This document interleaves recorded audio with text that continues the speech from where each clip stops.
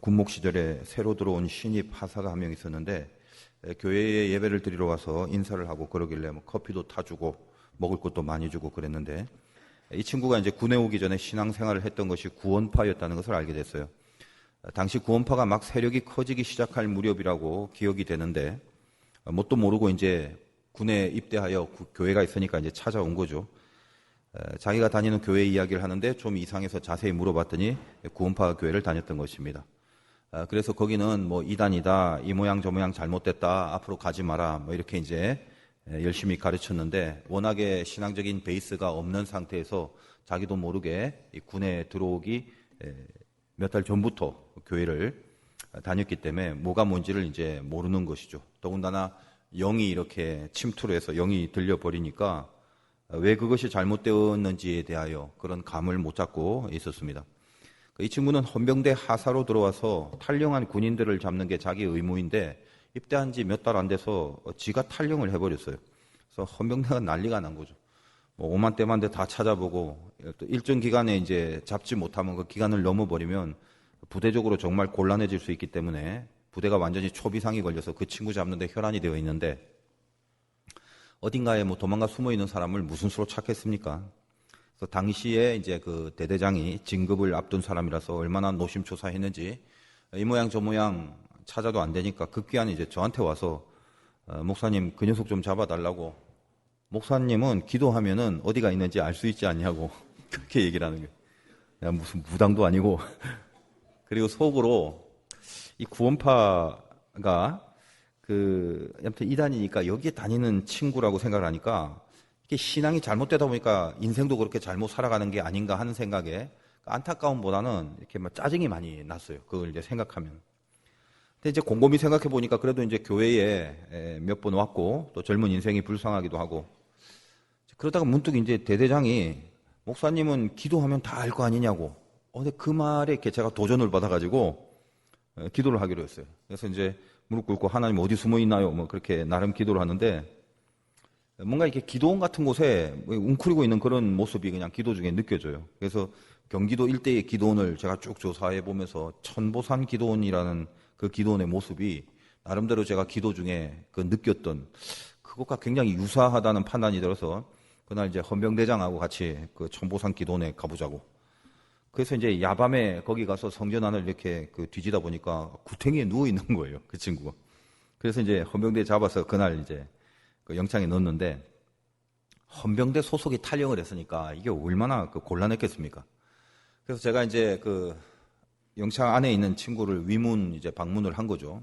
그래서 풀이 죽어 있는 모습을 보면서 네가 얼마나 잘못된 신앙을 갖고 왔느냐, 네가 선택한 그 결정이 얼마나 큰 그 범죄냐, 네가 탈영을 결정하는 선택들이 얼마나 그 잘못된 가치관이냐, 네가 뭔가 잘못된 신앙이 있어서 그런 거 아니겠느냐, 뭐 이렇게 이제 한참 그 열변을 토했죠. 근데 그렇게 가르쳐 주면서 그냥 왔는데 며칠 이제 지나고 나서 군종병이 어느 날 목사님 오늘 그 김하사 위로하러 안 가십니까? 그러는 거예요. 딱 그러는데 제가 속으로 위로를 하러 가? 위로?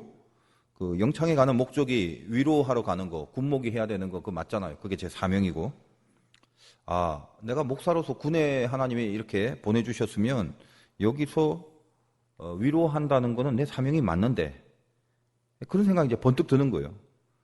제가 처음에 이 친구한테 가서 막 내뱉은 말은 그건 절대가 이게 위로가 아니구나 이런 걸 갑자기 깨닫게 된 거죠. 제가 이 욥기를 묵상하면서 그때 그 사건이 20년 전 사건이에요. 그게 이렇게 싹 기억이 나는 거예요. 오늘 이 욥기를 보면서 엘리바스를 포함한 욥의 친구들의 그 토로들 가만히 분석을 해보세요. 어쩌면 제가 그 기마사야를 처음 그 영창에 있을 때 그때 가서 막 내뱉은 말과 그 성격이 너무도 동일하다라는 생각이 들었다는 것입니다. 그래서 제가 그 군종병이 위로하러 안 갑니까? 라는 말에 이제 커피도 타고 초코파이 같은 거 먹을 거 사들고 그 본부에 있는 영창에 가서 그 영창에 예배를 신청해서 이제 들어갑니다. 거기에 이제 친구들이 쭉 하나씩 이렇게 그 안에 들어가 있는데 창살 안에 이제 갇혀 있는 거죠. 표정들이 하나같이 다 죽고 싶은 표정이고 뭐 삶의 의욕이라는 게 전혀 보이지 않는 그런 얼굴들이었습니다. 그래서 이제 보통 이제 군목이 예배 드리러 가면 그 관리하는 헌병들이 그 안에 들어가 있는 영창 안에 들어가 있는 친구들 다 그 창살 앞으로 배치를 다 시켜서 이제 각 잡고 딱 앉아있게 만들어요. 여러분 이제 영창 안 가보셔서 어떤 건지 잘 모르실 겁니다.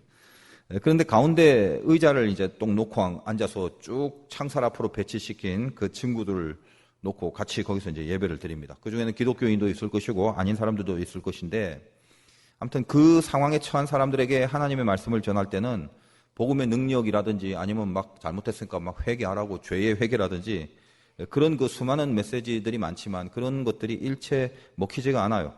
오로지 한 가지입니다. 위로.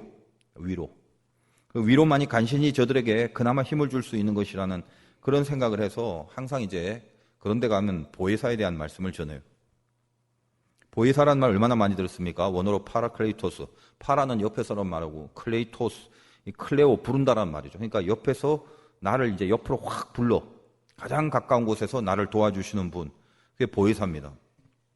그래서 그들에게 메시지를 전할 때도 여러분들이 가장 힘들 때 보이지 않는 성령이 여러분 가장 가까운 곳에서 그 옆에서 지금 여러분을 부르며 함께 하고 있다. 그러니까 믿음을 가지고 하나님이 옆에 함께 하고 있다는 것을 믿으라고.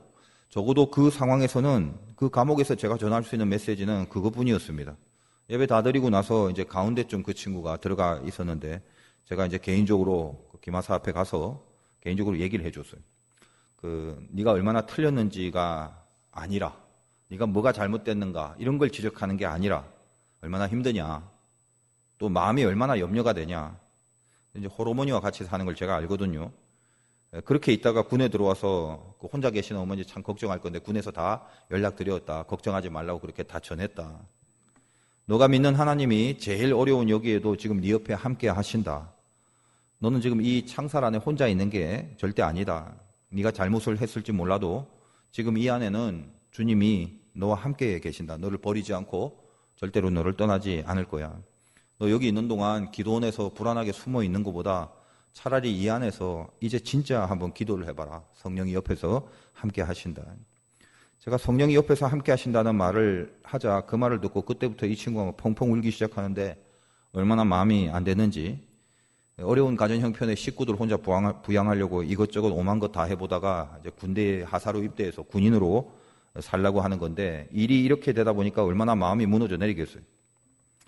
그래서 저는 첫날 첫 번째 가서 말했던 그 잘못에 대한 지적, 가르치려고 했던 모습, 이런 것들이 두 번째에는 일체에 나타나지 않았습니다. 그냥 같이 슬퍼해주고 그 염려를 같이 공감하면서 주님이 옆에 계시다는 거, 그것만을 이제 전하고 왔습니다.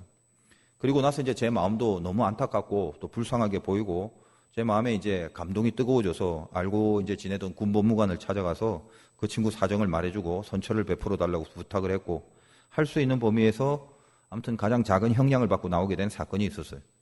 그때 제가 가슴에 새겨진 교훈이 뭐냐? 위로는 질책보다 더 깊은 은혜다. 이걸 깨닫게 됐다는 거예요. 질책이 필요할 때도 있어요. 하나님의 말씀이 질책으로 다가올 때가 있고 위로로 다가올 때가 있거든요. 그것은 저 개인도 마찬가지입니다. 때로는 저에게 주님이 주시는 말씀이 어떨 땐 굉장한 질책이 되고 또 어떨 땐 굉장한 위로가 됩니다. 앉아있는 여러분도 마찬가지예요. 어떨 때 말씀 들으면 한없는 위로가 되지만 또 어떨 때는 아주 쓴 질책이 될 수도 있거든요. 성령께서 우리에게 역사하시는 방법이 그렇다라는 거예요. 질책이 필요하고 질책으로 고쳐나가야 될 부분이 왜 없겠습니까? 대부분은 이 질책을 통해서 돌이킬 수 있는 수준이 있을 때는 대부분 질책으로 하나님이 다가오게 되고, 질책이 아니라 위로, 즉 위로가 아니면 절대로 일어설 수 없는 그런 형편과 그런 수준도 동시에 있다는 것을 알아야 된다는 것입니다. 예를 들면 어떤 범죄자가 죄를 아직 저지르진 않았지만 죄를 저지르고 할 때는 그때는 반드시 질책이 필요하겠죠. 너 거기서 돌이켜야 된다. 그거 하면 안 된다. 예를 들면 사도 바울 같은 경우죠. 다메섹으로 가는 가운데 아직 다 가진 않았지만 가는 도중에 죄지러 갈 때 기독교인 잡으러 가는 그 중간에 그 죄를 막기 위해서 바울에게 나타나신 주님의 음성은 질책이었습니다. 사울아 사울아 네가 어찌하여 나를 핍박하느냐. 그렇게 질책을 할 수 있었던 것도 사울만큼은 그 질책을 받아들일 만한 영적 수준이었다는 거죠. 예수 그리스도에 대한 진짜 복음에 대해서는 몰랐지만 바울은 유대인에겐 최고의 계명과 율법에 능통한 자고 또 그가 갖고 있는 교양이나 학식이나 지혜의 수준이 훨씬 깊었다는 것입니다.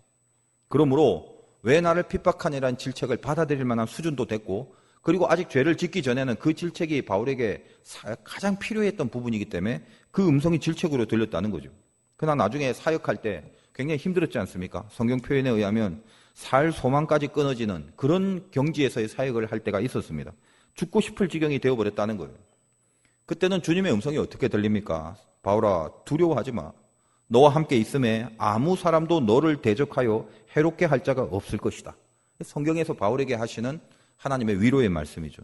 사형 선고를 받은 것 같은 바울에게는 하나님은 질책이 아니라 위로로 다가가셨다는 것입니다.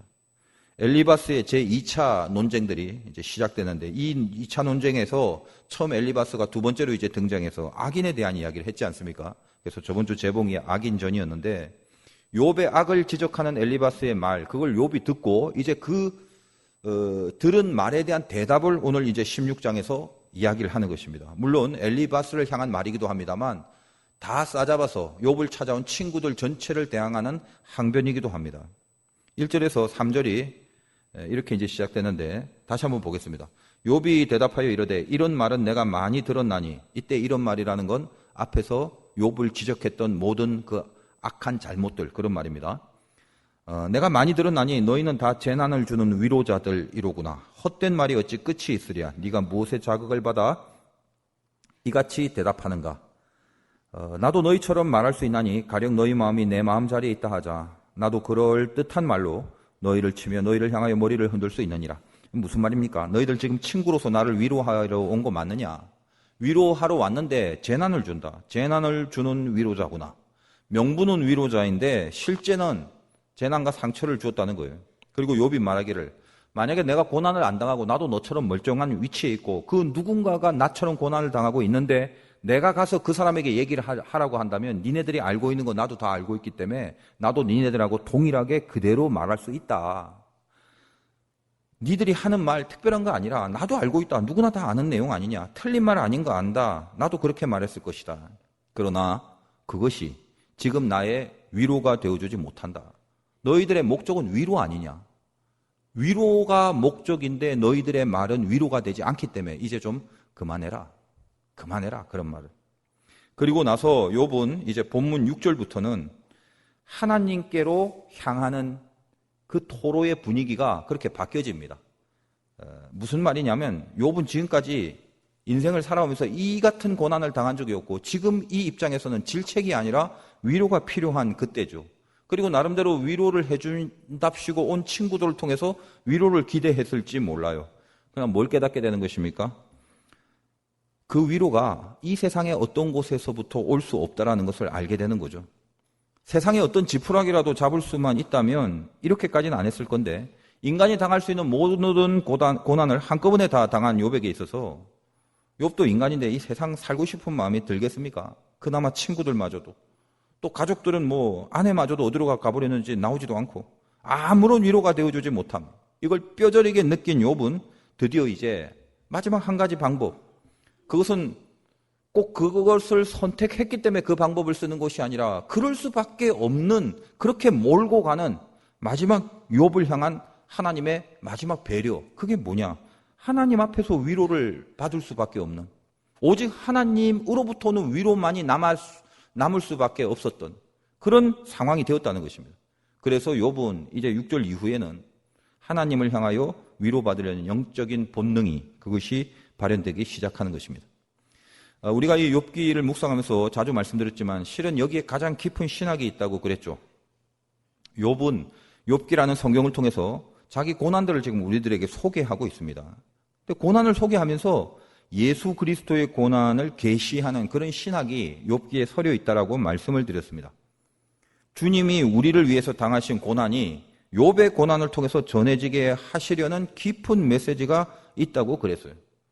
주님의 시대는 신약 시대죠. 이거는 벌써 예수 그리스도가 태어나기 전 수없이 오래전, 수많은 수백 년이 지난 그 아주 오래전 과거인데, 근데 이미 거기서 신비하게 하나님은 욥의 고난을 통하여 예수를 부각시키고 있다는 것이, 이게 욥기에 어떻게 보면 가장 깊숙한 신학이거든요. 근데 제가 그것까지 아주 적나라하게 다루지는 않겠다고 예전에도 한번 말씀을 드렸습니다. 죄 없이 당하는 고난이잖아요. 억울한 고난, 피할 수 없이 또 그것을 받아들여야만 되는 것도 고난이죠. 어떻게 방법이 있어서 요령 피우면서 이리저리 피할 수만 있다면 괜찮을 건데 이건 아예 이 억울하고도 이 황당한 고난을 절대로 피할 수 없게끔 또 몰고 가시는 그것이 십자가라는 것을 말하고 계신다는 것입니다.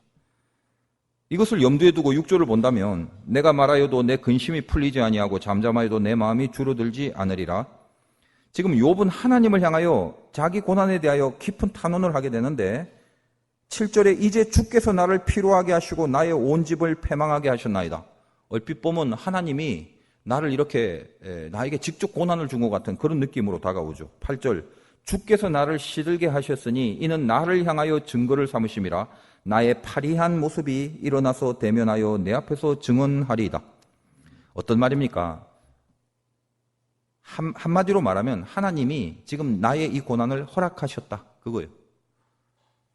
그러니까 허락하셨다는 말 속에는 애매하죠. 그래서 이 고난이 하나님 때문이고 하나님이 뭔가 지금 나를 이렇게 다루시는 것이 못마땅하고 억울해 미치겠고 그러니까 모든 불평과 원망을 하나님께 하는 것 같은 그런 어떤 느낌을 주는 오해를 할 수가 있습니다. 그렇게 9절 이하의 이 고백들이 9절은 이제 9절부터는 아주 적나라한 탄식이 나오는 거죠. 9절에 보니까 그는 진노하사 나를 찢고 적대시하시며 이렇게 시작됩니다. 학자들이 보통 말하기를 이 9절 이하에는 견딜 수 없는 고통을 통해서 욥도 인간이니까 하나님께 원망하는 내용이다. 이렇게 보통 해석들을 해요.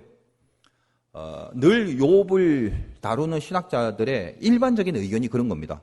아무리 신앙이 좋아도 인간 욥이니까 욥도 힘들면 막 죽고 싶다 하나님 원망하고 막 그러지 않냐. 그러니까 우리도 그거 다 이해하고 서로 그런 의미에서 인간의 연약함에 대해서 욥도 좀 긍정 좀 해주고 그 욥의 탄원을 그리고 좀 안 됐게 바라보고 긍휼히 여기고 또 우리 모두도 다 그런 사람이라는 것을 깨닫자. 뭐 이런 식으로 몰고 간다는 거예요.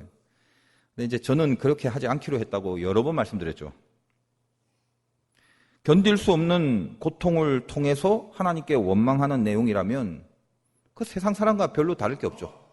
그래서 나중에 하나님도 욥에게 욥 네가 의인이다라는 말을 할 근거가 사실은 없는 건 아니겠습니까? 그러면 애초부터 욥은 의인으로 픽업됐고 하나님의 자존심을 걸고 욥을 이 땅의 고난 가운데 집어넣으셨어요. 그리고 그 욥을 통하여 하나님의 살아계심이 선포되는 영광을 보게 됩니다. 욥은 대단한 사람이에요. 그냥 연약한 사람이 아니란 말이에요. 저는 그래서 제가 받은 영감은 그래요. 견딜 수 없는 십자가의 고난을 통해서 욥은 깊은 영의 세계에 들어가는 거죠. 어디 하나 지푸라기라도 붙잡을 수 없고 친구조차도 위로가 안 되는 그 상황 속에서 그렇지만 자기가 감내할 수 없는 이 어마어마한 고난을 그걸 온몸으로 느끼면서 하나님 앞에서 깊은 영의 세계로 들어가 결국은 예수 그리스도의 그 심정을 대변하게 되는 대언을 해내는 장면이라는 걸 느끼게 되었습니다. 여러분 주님도 십자가상에서 엘리 라마 사박단이라고 하나님 하나님 어찌하여 나를 버리십니까? 왜 나를 버리십니까? 우리는 이 유명한 주님의 이 탄식을 알고 있죠. 느낌상 어때요? 하나님 어찌하여 나를 버리십니까? 언어적 뉘앙스상 그것만 본다면 주님이 십자가를 피할 수 있도록 좀 만들어야지 피할 수 없게 만들어주신 그 하나님 내가 지금 피 흘리고 아파하고 죽어가는 게 다 이게 하나님 때문 아닙니까? 왜 날 버려요? 이렇게 오해를 할 수가 있겠죠. 그 문구만 본다면. 그러나 우리는 이미 십자가의 진리를 알고 그 십자가에 서려 있는 하나님의 섭리를 알고 있기 때문에 그게 아니라는 것도 우리는 또 알고 있습니다. 겟세마네 동산에서 주님이 기도를 할 때 주님은 이 죽음의 길을 기도 속에서 마음으로 동의하시고 받아들이셨잖아요. 하나님의 뜻에 대하여 순종했지 않습니까? 안 그럴 것 같았으면 십자가 지기 전부터 하늘의 능력을 동원해서 아예 그걸 피해버리거나 잡으러 온 군사들을 다 죽여버리면 될 거 아니에요. 근데 그렇지 않으셨습니다. 잘 생각해 보십시오. 병자를 고치고 기적을 행하실 때는 주님은 하나님의 능력을 얻어야 했었지만 마지막 십자가의 죽음 앞에서 그것밖에 없다라는 하나님의 뜻을 기도로 받아들이고 그리고 자기 죽음을 통하여 이 십자가가 주님을 향한 하나님의 뜻이라는 것을 알게 된 시점부터는 인간의 몸으로 당하는 그 극심한 고통 앞에서 예수 그리스도가 하늘을 향해 바랄 수밖에 없었던 한 가지는 뭐냐? 그건 위로뿐이었다는 것입니다. 능력도 아니며 기적을 창출할 수 있는 어떤 권세도 아니라 위로였다는 거예요. 엘리 라마 사박단이라는 말 어찌하여 나를 버리시나이까 라는 말은 하나님을 향한 주님의 원망이 아니라 그것만은 마지막으로 주님이 기도할 수 있는 나에게는 하나님의 위로가 필요합니다. 주님, 하나님, 내가 왜 이렇게 지금 돼 있고 왜 이런 고통을 받아야 되고 이 아픔이 얼마나 큰지요. 하나님의 위로, 그것만이 필요합니다. 이 깊은 영의 호소였다는 것을 알아야 된다는 거예요. 그래서 9절 이하 욥의 고백들은 바로 이 어찌하여 나를 버리시나이까라고 탄식하는 주님의 모습을 고스란히 제시하는 영의 내용임을 알게 됩니다. 여러분 9절부터 이제 17절까지를 읽을 건데 지금부터 이거 욥기에 쓰여진 욥이 하는 말이구나라는 관점에서 보지 말고요. 확 바꿔보세요. 예수님이 십자가의 죽음을 당하시는 과정을 설명하고 있다고 이해를 하고 읽어보면 그 깊은 주님의 심정의 세계를 욥의 대언을 통해서 느끼게 됩니다. 신비합니다. 9절 보겠습니다. 누가 하는 겁니까? 지금 주님의 십자가의 과정을 얘기하는 거라고요. 욥의 이야기가 아니라. 그는 진노하사 나를 찢고 적대시하시며 나를 향하여 이를 갈고 원수가 되어 날카로운 눈초리로 나를 보시고 무리들은 나를 향하여 입을 크게 벌리며 나를 모욕하여 뺨을 치며 함께 모여 나를 대적하는구나. 하나님이 나를 악인에게 넘기시며 행악자의 손에 던지셨구나. 내가 평안하더니 그가 나를 꺾으시며 내 목을 잡아 나를 부서뜨리시며 나를 세워 관역을 삼으시고 그의 화살들이 사방에서 날아와 사정없이 나를 쏘므로 그는 내 콩팥들을 꿰뚫고 그는 내 쓸개가 땅에 흘러나오게 하시는구나. 그가 나를 치고 다시 치며 용사같이 내게 달려드니 내가 굵은 배를 꿰매어 내 피부에 덮고 내 뿔을 티끌에 더럽혔구나. 내 얼굴은 울음으로 붉었고 내 눈꺼풀에는 죽음의 그늘이 있구나. 그러나 내 손에는 포악이 없고 나의 기도는 정결하니라. 어떻습니까? 욥의 고백으로 쓰여져 있는 성경이지만 이 안에 모든 현상들은 예수 그리스도의 십자가의 죽음의 과정을 그대로 묘사해 놓고 있다는 거예요. 그리고 나서 주님의 고백의 마지막이 아버지 뜻대로 하옵소서, 이 고난을 감수하는 기도, 그걸 바꾸지 않지 않습니까? 나중에 결국은 그 뜻을 그대로 받아들이지 않습니까? 바로 그런 모습이 다시 마지막 17절에 그러나 내 손에는 포악이 없고 나의 기도는 정결하니라. 내 손에는 포악이 없고, 내가 만약에 이 십자가를 피할 수만 있었다면 포악한 힘으로 천군 천사를 동원해서 그냥 그것을 다 깡그리 때려 부수고 나 십자가 안 져, 니들 내 손에 다 죽었어, 이래버리면 될 것을 이런 고난과 죽음의 과정 가운데 있으면서도 불구하고 내 손에는 포악이 없고 오히려 나의 기도는 하나님의 뜻대로 이루리다라는, 그래서 이 표현이 나의 기도는 정결하니라 라는 것으로 모든 고난의 끝에 이 주님의 기도처럼 욥도 이렇게 기도하고 있다는 장면이. 연이어서 18절부터 22절 한번 보겠습니다. 땅아 내 피를 가리지 말라. 나의 부르짖음이 쉴 자리를 잡지 못하게 하라. 지금 나의 증인이 하늘에 계시고 나의 중보자가 높은 데에 계시니라. 나의 친구는 나를 조롱하고 내 눈은 하나님을 향하여 눈물을 흘리니 사람과 하나님 사이에와 인자와 그 이웃 사이에 중재하시기를 원하노니 수년이 지나면 나는 돌아오지 못할 길로 갈 것임이라. 지금 이 마지막 부분에서 주님의 존재에 대한 각성이 생겨지는 거예요. 한마디로 지금 내가 이 깊은 고난을 받고 있는데 정말 위로가 되는 것은 이 땅이 아니라 하늘이다. 나는 지금 하늘을 바라볼 수밖에 없다. 나의 증인이, 내 삶의 증인이 하늘에 계신다. 그 말이 말하는 것은 무엇입니까? 극도의 고난 가운데 들어가서 지푸라기 하나 잡을 수 없을 때 비로소 이 욥의 마음속에 예수 그리스도가 필요하다라는 고백을 해내는 거예요. 사람과 하나님 사이에 있는 중재자, 그것을 원한다. 사람에게로부터 위로를 받거나 이 땅의 것들로부터 위로를 받거나 이 땅의 것들로부터 내가 평가되어지는 그런 인생이 아니다라는 걸 알았어요. 뭐밖에 없냐? 중재자. 하나님과 나 사이에 내가 이런 죄악과 이런 고난 속에 있음으로 멸망하는 인생이 아니라는 것을 하나님 앞에 호소해 줄 수 있는, 그래서 그것을 위하여 나를 위로해 주고 나를 붙들어주는 그 중재자. 욥은 예수 그리스도라는 이름을 몰랐지만 이미 주님이 태어나기 훨씬 오래전부터 이 깊은 영예 속에서 예수 그리스도의 존재에 대한 깊은 필요성이, 그 간절함이 생기기 시작했다는 것입니다. 견딜 수 없을 것 같은 이 말도 안 되는 고난을 통해서 점점 욥은 예수를 믿게 됩니다. 예수라는 이름을 몰랐지만 예수의 존재가 필요하다고, 그리고 그 예수만이 위로자가 되심을 아직 그리스도가 탄생하기도 훨씬 오래전에 깊은 영의 세계에서부터 예수를 믿어버리고 있다는 것입니다. 그래서 욥을 의인이라고 하는 거예요. 우리의 의가 어디에 있습니까? 잘나서, 괜찮아서, 좋은 평가를 받을 만한 그런 신앙이 있어서 의라고 그렇게 성경은 말하지 않고, 우리 스스로도 그것으로 의인이라고 스스로를 여길 사람이 아무도 없습니다. 혹시라도 스스로 의인이라고 여긴다면 정신이 좀 나간 사람이거나 자기 스스로를 속인 사람이라고 성경에 나와 있죠. 그런데도 우리가 의인인 이유는 뭐라고요? 이 의라는 것은 어린 양의 보혈을, 그것을 그 피로 덮은 모습으로 우리의 옳음을 증거하는, 옳을 의자가 그렇게 귀한 신학적 의미가 있다라고 그랬죠. 그게 의인이었다는 것입니다. 예수가 필요 없으면 의인이 될 수가 없어요. 예수로 인하여 하나님 앞에 예수와 함께 평가되어지는 것이, 그것만이 의인이죠. 욥은 이미 그때부터 예수와 함께 있었다는 것입니다. 우리들의 삶이 어떻습니까?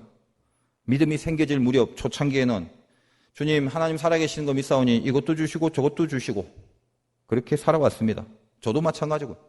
그렇게 살고 있다가 아무것도 할 수 없는 가장 큰 고난을 맞이하게 된 시간들을 경험하게 됩니다. 대부분은 다 그 시간들을 겪어왔습니다. 그때는 아무것도 할 수 없는 고난의 밑바닥까지 가면요, 이것저것 달라고 하는 마음 그거 다 사라져버려요. 그런데도 불구하고 아직도 나는 이거 받고 싶고 저거 받고 싶고 뭐 이거 해달라, 이 정도의 소원들을 갖고 있을 차원이라면 그건 아직도 살만한 수준입니다. 하나님이 금을 만들려고 단련시키는 그런 고난은요, 살만한 게 아니라 죽는 것밖에 없을 정도로 다가옵니다. 물론 이 고난은 물질적, 현실적 고난일 뿐만 아니라 영적인 고난도 포함해서입니다. 해도 안 될 때가 있단 말이에요. 제법 예수 믿고 기도도 많이 하고 살아왔는데 어느 한순간 영적으로 회복의 기미가 안 보일 때가 있어요. 깊은 죄악의 수렁 속에 빠져갖고 헤어나오질 못하는 거예요. 아예 그냥. 그 부분에 있어서 철저하게 무기력해져갖고 전혀 기도의 자리를 가지 못하는 거예요. 다시 한번 하나님의 말씀대로 순종해 보겠다라는 그 호리만큼의 의욕도 다 상실돼 버리는 거예요. 시체처럼 몸뚱아리만 교회에 왔다 갔다 하는 걸로 그냥 그렇게 끝나버릴 수 있는 인생들도 꽤 많다라는 것입니다. 그것도 고난이에요. 영적인 고난. 회복의 기미가 안 보일 때. 그때는 잘 생각해 보세요. 그 와중에서라도 하나님 이거 달라고 저거 달라고 이러지 않습니다. 여러분이 바닥까지 내려간 고난 속에 있다면 하나밖에 없어요. 그냥 살려주세요. 내 손 잡아주세요. 그것뿐입니다. 예수를 바라보게 만들고 예수만을 붙들게 되는. 그래서 그것 때문에 사실은 저나 여러분이 여기까지 오게 된 것이고, 여기까지 왔을 때 우리는 드디어 내 입으로 나는 예수를 믿습니다라고 고백할 수 있게 되는 거예요. 우리 다시 한번 생각해 봅시다. 우리가 어떻습니까? 욥처럼 깊은 영성의 사람이 돼서 고난 당할 때마다 이 고난을 통해서 막 예수 그리스도를 나타내 보이는 그런 차원의 그 선지자급들은 아니죠. 그럼에도 불구하고 우리 고난은 영적 의미가 있는 게 무엇입니까? 결국 우리에게 예수를 필요로 하는 본질적인 신앙의 세계로 우리를 불러주고 있다는 것, 그것이 우리의 고난이라는 것을 알고 있어야 된다는 거예요. 그거밖에 없어요. 우리에게 질책이 필요할 때도 물론 있습니다. 그러나 욥기를 다루는 동안만큼은 이 질책보다는 위로의 하나님을 믿어야 할 것입니다. 보혜사, 위로하시는 자, 파라크레이토스, 그분이 위로자죠. 그 성령이 그러면 언제 오시는 건가? 성경에 의하면 주님이 죽으시고 하늘에 올라가서야 그 다음에 보혜사가 오신다고 그러죠. 초신자들은 좀 생소한 개념이겠습니다만은 요한복음 16장 7절에 그러하나 내가 너희에게 실상을 말하노니 내가 떠나가는 것이 너희에게 유익이라. 내가 떠나가지 않으면 보혜사가 너희에게 오시지 아니할 것이요 가면 내가 너희에게 보내리니. 이렇게 돼 있죠. 이 말은 예수님께서 지금 보혜사를 주실 때 내가 떠나고 나야 보혜사가 오신다는 거예요. 내가 만약에 안 떠나면 보혜사도 안 온단 말이에요. 지금 이 말씀은 예수와 보혜사 성령님 사이에 무슨 시간적인 순서를 말하고 줄 서서 앞에 사람이 먼저 가고 뒷사람이 가고 이런 의미가 아니에요. 한마디로 어떤 교훈입니까? 주님의 죽으심을 통해서 우리에게 위로가 임한다라는 계시예요. 죽음을 통하여 위로가 온다는 거예요. 예수를 구주로 믿는 자, 나를 위해서 내 죄를 대신하여 십자가의 죽음을 당하신 그분이 나의 구세주라는 것을 믿는 자, 바로 그 믿음을 가진 자에게만 성령은 옆에서 나를 불러 도우시는 분, 보혜사로 와서 나를 위로해 주신다는 말입니다. 한 주 동안 불같이 기도했다고 믿는데 불이 성령입니다. 성령은 위로자. 여러분이 기도한 만큼 이 험한 세상을 그 기도한 수준만큼 믿음으로 싸워내기 위해서는 성령의 위로 없이 어떻게 버텨낼 수가 있겠습니까? 그래서 성경이 늘 말해요. 너희들은 성령 구하라고. 성령. 구하는 자에게 뭐 이상한 거 주는 게 아니라 구하는 자에게 성령을 주시지 않겠느냐. 누가복음 11장 9절 이하에 있는 말씀이죠. 내가 또 너희에게 이르노니 구하라 그러면 너희에게 주실 것이요. 이 말 들으면 갑자기 신이 나죠. 찾으라 그러면 찾아낼 것이요. 문을 두드리라 그러면 너희에게 열릴 것이니 구하는 이마다 받을 것이고 찾는 이가 찾아낼 것이고 두드리는 이에게는 열릴 것이니라. 여기까지 보면 얼마나 기분 좋습니까? 구하면 다 준대요. 그럼 뱀 구하면 뱀도 주겠네? 그게 아니라는 걸 그 다음에 얘기를 하는 것입니다. 너희 중에 아버지 된 자로서 누가 아들이 생선을 달라 하는데 생선 대신 뱀을 주며 알을 달라 하는데 정갈을 주겠느냐? 구하라, 구한 대로 다 준다가 아니라 구하라 그러면 하나님이 가장 좋은 것이 무엇인지를 알기 때문에 혹시 우리는 어리석어서 뱀 주세요 하더라도 하나님은 뱀 안 준다는 거예요. 우리는 어리석어서 돈이 필요하니까 지금은 돈이 없으니까 돈이 제일 중요해요. 돈 주세요 해도 하나님이 판단할 때 지금 돈 줬다가는 큰일 날 것 같으면 돈을 안 준단 말이에요. 너희가 악할지라도 인간의 아버지들이 악할지라도 좋은 것을 자식에게 줄 줄 알거든. 하물며 너희 하늘 아버지께서 구하는 자에게 가장 좋은 것을 주지 않겠느냐 이었는데 그 가장 좋은 것을 뭐라고 성경에 표현했습니까? 성령을 주시지 않겠느냐. 하나님이 성령을 주시는 거예요. 이게 우리 구함의 모든 구하고 찾고 두드리는 것의 궁극이라는 것입니다. 특히 언제요? 고난 중에. 물질이 고난이 되면 물질이 채워지면 나을 것 같죠. 건강이 고난이 되면 건강이 회복되면 나아질 것 같죠. 아니요. 살아보시니까 이제 알겠죠. 물질이 없었을 때 가난해져서 하나님께 매달리다가 그거 채워지면요 금방 해이해지고, 그래서 돈 많아서 남은 것으로 하는 것은 전부 다 죄 짓는 것밖에는 없는 것이 그게 인간입니다. 건강해서 뭐 새벽기도 하셨어요? 건강해서 무슨 철야기도 하셨어요? 여러분이 건강해서 한 짓은 잠 안 자고 농구밖에 없어요. 밤새 고스톱이나 칠 체력을 키운 것이죠. 인간이 다 똑같다니까요. 여러분 혹시 고난이 있습니까? 그럼 어떤 상태예요? 그 고난 가운데 여러분이 갖고 있는 마음의 상태가 어때요? 열받으십니까? 아니면 막 원망에 쩔어 있나요? 막 운명이 비판이 되고 막 운명의 비관이 하나님 이럴 수 있나? 이거 하나님 앞에 원망하고 혹시 그러고 있습니까? 분노가 생기나요? 아니면 막 무기력해서 완전히 다 퍼질러 갖고 망연자실하고 있나요?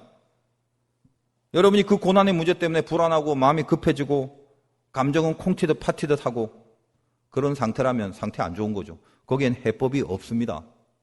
그러나 죽을 것 같은 현실인데도 여러분이 가장 좋은 상태라면 적어도 뭔가 확보하고 있는 그게 있으면 돼요. 뭐냐? 그 확보하고 있어야 될 신앙이 뭐냐? 은근히 그 고난 가운데 예수를 붙잡고 싶은 마음들이 생기는 거예요. 조금씩이라도. 그리고 예수 말고는 붙잡을 게 없게 되는 거예요. 나를 위해서 대신 그 아픔과 고초를 당하신 그 일이 편안할 때 몰랐는데 고난 가운데 있다 보니까 이상하게 더 마음속에서 뭉클하게 나를 우글리게 되고 나를 자꾸 자극하게 만드는 거예요. 그 고난이. 그때 하늘에 계신 하나님이 보내주시사 하늘 가르고 임하실 위로의 성령님이 여러분 옆에서 아주 바짝 여러분을 불러놓고 도와주시는 그 역사가 있다라는 거예요. 여러분 다 그 위로 때문에 여기까지 오신 거예요. 예수 믿는 게 그렇게 쉬운 게 아니라고요. 여러분 이제껏 당한 일들이 있다면, 그리고 지금 당하는 게 있다면 하나님이 왜 그걸 허락하시나? 욥기를 통해서 분명하고 간단하게 아세요. 욥에게도 마찬가지죠. 왜 고난을 허락하셨나? 욥처럼 그렇게 의인도 허락하셨는데 우리같이 못돼 처먹은 사람한테 고난이 왔다는 것에 대해서 뭘 그렇게 의아하게 생각하십니까? 그러나 욥이 당한 고난이든 우리가 당한 고난이든 고난을 허락하신 이유 딱 하나, 아주 간단한 이유 하나, 이 주제 놓치지 말고 까먹지 말고 따라오세요. 저기에 있는 단련, 정금 때문에 그래요. 어떤 사람이든지 간에 하나님이 고난을 허락하신 이유는 그거밖에 없습니다. 정금 만들라고. 그래서 오늘 이 말씀을 토대로 묵상한다면 정금이라는 것의 핵심 개념이 뭐예요? 금이니까 비싸고 고급진 거, 그게 아니라 불순물이 없다라는 거죠. 여러 번 말씀드렸죠. 불순물이 없다는 게 뭔데 신앙적으로? 하나님 한 분이 정답이다라는 고백을 하는 거예요. 여러분 인생 가운데 정금이 되는 건 그 고백에 동의를 해버리는 것입니다. 하나님 외에는 다른 답은 없다는 거, 그거를 말로만 떠버리는 게 아니라 머릿속으로만 생각하는 게 아니라 온 존재와 인격과 내 온 가슴을 다하여 거기에 항복하는 거예요. 하나님 외에는 다른 답이 없습니다. 이걸 드디어 알게 되는 거를 정금 같은 믿음이라고 한단 말이에요. 그럼 정말 그걸 믿으면, 하나님 외에 다른 답이 없다는 것을 믿으면 하나님이 항상 답을 주시는 건 맞나요? 당연히 주세요. 분명히 주시고 예외가 없습니다. 그러나 십자가 앞에서 죽음을 통과한 후에 그 답을 주신다는 것을 명심하세요. 이래서 어려운 거예요. 그리하여 하나님 외에 다른 답이 없음을 분명히 믿고 죽음을 통과하고 나서야만 그 답을 주시는 하나님이라는 것을 또 알기 때문에 그 죽음이라는 과정이 바로 우리에게는 연단과 단련의 과정이 되는 거죠. 지난한 견딤의 시간들을 자기 죽음을 감당해내고 살아가는 이 땅의 모든 하나님의 정금 같은 자녀들에게만 주시는 그게 뭐다? 위로. 하나님의 파라클레이토스, 보혜사 성령님의 위로하심이라는 것입니다. 그러니 여러분이 고난 가운데 있는 사람은, 자기 믿음을 잘 지키면서 고난을 견디는 사람들은 항상 뭐가 있다? 하나님의 위로가 끊이지 않아요. 아직 그 문제에 대해서 해결은 안 됐고 아직 그 문제가 풀리지 않은 상태로 여전히 있을지 몰라도 안에서 보혜사 성령님의 위로가 계속 있는 거예요. 잘 가시는 겁니다. 그럼 맞는 겁니다. 그럼 옳은 겁니다. 그게 최고입니다. 성령은 오늘도 우리들의 보혜사가 돼서 그 연단을 이겨내고야 말 능력과 도움과 위로를 주시는 하나님이라는 걸 잊지 마셔야 돼요. 그 유명한 산상수훈의 두 번째가 뭡니까? 애통하는 자. 그 애통하는 자의 복이 나오죠. 애통하는 자는 어떤 복을 얻나? 위로다. 애통하는 자는 복이 있나니 저들이 위로를 받을 것이다. 이 애통이란 말은 펜데오라는 헬라어인데 원래 죽은 자를 위해서 슬퍼하는 것을 애통이라고 합니다. 어떤 사람 가다가 넘어져서 무릎팍 까졌다고 아이고 슬퍼라, 그거 애통이라고 안 해요. 애통은 언제만 쓰는 단어입니까? 펜데오는 죽어야 쓰는 단어라는 걸 아셔야 돼요. 내가 죽었다는 전제에서 나오는 말이에요. 그러므로 이 애통은 하나님의 그 거룩함과 내 부족한 이 실체 사이에 깊은 갭을 통과하면서 나는 여기서 죽을 수밖에 없구나. 나는 여기서 아무런 방법도 없는 죽음밖에 없는 존재구나. 그걸 자각하는 증세죠. 이것이 복인 이유가 뭡니까? 마태복음은 유대인들 향하여 성경을 전했습니다. 유대인들은 선민의식을 갖고 있었어요. 율법을 잘 지키면 우리는 선택받은 백성이니까 항상 어깨에 힘을 주고 목이 곧은 백성이었죠. 그들에게 복음을 전하는 의도로 마태복음을 썼습니다. 마태가 말하는 게 그거예요. 진짜 자녀는 그 심령의 자각 증세가 애통으로 나타나지 너희들처럼 어떤 자만과 교만으로 나타나지 않는 것이다. 애통이 뭔지 아냐? 그 문제에 대해서 죽었다라고 선포를 하는, 죽음을 느끼는 애통이다. 너희들에게 그런 게 있느냐? 그러면서 누가복음의 6장 24절 이하에 너희들은 화 있을진저 너희 부요한 자여 너희는 너희의 위로를 벌써 받았도다. 위로 받으려고 하지 마. 파라크레이토스는 그렇게 오는 게 아니야. 너희는 부요하고 죽음에 대한 애통이 없기 때문에 절대로 보혜사가 올 수 없어. 화 있을진저 지금 배부른 자들이여 너희는 줄이리로다. 화 있을진저 너희 지금 웃는 자여 너희가 애통하며 울리로다. 여러분 신앙생활하면서 교양 있는 척 하시면 안 돼요. 교양이 뭐냐? 하나님께 패 끼치지 않겠다라는 마음으로 사는 거, 그거 훌륭한 거 아닙니다. 여러분은 하나님께 패끼치지 않겠다라는 마음보다는 사람한테 패끼치지 않겠다는 마음으로 사셔야 돼요. 근데 사람한테는 패를 잔뜩 끼치고 가만 보면 하나님께만 패 안 끼치겠다는 생각으로 아예 하나님 앞에 나타나질 않아요. 하나님 앞에 애통함이 없고 하나님 앞에 부탁하는 게 없어요. 그게 패 끼치지 않겠다는 착한 마음인지 믿음이 없는 건지 아직 잘 모르겠어요. 내가 나의 책임으로 산다고요? 주인 되신 주님을 영원히 의지하겠다고 고백하는 거, 이게 자기 책임이지 하나님 신경 쓰지 마세요, 내일은 내가 알아서 할게요가 자기 책임이 아니라는 걸 아셔야 된다는 말이에요. 주인 되신 주님을 영원히 의지하겠다라는 그쪽으로 향한 간절한 마음, 거기에 애통이 생기는 것입니다. 내가 그 문제에 대해서 죽겠다라는 거, 팬데오, 이것이 애통입니다. 내가 내 힘으로 악착같이 하는 게 아니라 이 문제에 대해서 나는 죽을 수밖에 없습니다. 내 고난에 대해서 죽을 수밖에 없고 내 영적 무기력과 연약함과 죄성에 대해서 나는 죽을 수밖에 없습니다. 애통해 죽겠습니다. 그러므로 이 문제에 대하여 저는 하나님을 의지하는 것밖에 없습니다. 위로의 성령이 와 주시옵소서. 그것이 애통이고 그것이 복이라고 이야기하는 것입니다. 여러분, 애통은 자기 한심함에 이대로는 살 수 없다고 도와달라고 흘리는 눈물이잖아요. 거기에 하나님의 위로가 있답니다. 파라칼레오, 옆에서 부르신다. 내 옆에 앉아 자기 옆에 앉혀서 모든 것을 간섭하시고 도와주시고 위로하시는 그분. 고난 가운데 죽음의 길을 가는 동안 우리에게 있어야 될 신자의 특권이며 신자의 힘이며 신자를 향한 하나님의 큰 은혜의 핵심, 그게 위로입니다. 하늘에 계신 증인인 예수 그리스도를 지향하고 나에게 주님이 절대로 필요하고 내 인생에 예수 그리스도가 없으면 안 된다라는 이 깊은 욥의 심정에 이 핵심이 바로 애통하는 마음이라고요. 그래서 누구의 위로를 얻습니까? 세상과 친구의 위로가 아니라 오직 하나님의 위로만을 얻기로 하는 것입니다. 그리고 그 위로로 욥은 그에 당한 고난을 처음부터 끝까지 지켜갈 수 있었어요. 이 애통이 그러므로 우리를 온전케 하십니다. 여러분, 온전과 완전의 개념은 다르다고 그랬죠. 완전은 자기가 완벽하게 되는 거, 퍼펙트. 이거는 불가능한 거예요. 내가 완벽하고 완전하다라고 말하면 교만이겠죠. 그러나 우리는 완전할 수는 없어도 온전할 수 있다고 몇 번 말씀드렸죠. 온전은 뭐냐? 주님이 곁에 붙어 있는 거. 그래서 합해서 온전이라고 하는 것입니다. 모세의 지팡이가 바다를 가르는 거예요. 이게 온전이라고 그래요. 지팡이가 완벽한 게 아닙니다. 지팡이는 완전하지 않아요. 놓고 발로 밟으면 부러져요. 그런데 뭐죠? 붙잡히니까 쓰임받는데 지장이 없더라는 것입니다. 그래서 모세의 손과 함께 있는 지팡이를 통째로 온전이라고 하는 거예요. 전후의 차이가 뭐죠? 누가 붙들고 있느냐의 싸움. 지팡이면 놓치면 뱀이 되고 붙들리면 바다를 가르는 거죠. 그러므로 지팡이는 뒷단에는 그 붙들림에 대한 간절함, 이게 있을 것 아닙니까? 붙들리지 못하는 것에 대해서 통렬한 눈물이 있을 수 있고요.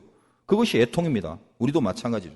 저나 여러분의 애통은 붙들리느냐에 대한 애통이에요. 붙들리지 않는 것에 대하여 가슴침이 있어야 되고 붙들림을 간절히 그것을 바라는 마음으로 나의 고난을 지켜나가고 견뎌나갈 때 그 애통함 위에 하나님의 위력이 임하는 것입니다. 우리 험난한 고난의 시대에 보혜사를 통하여 하늘에 계신 증인이 나의 중재자이심을 선포할 수 있는 그 큰 은혜가 있으시기를 주님의 이름으로 축원드립니다.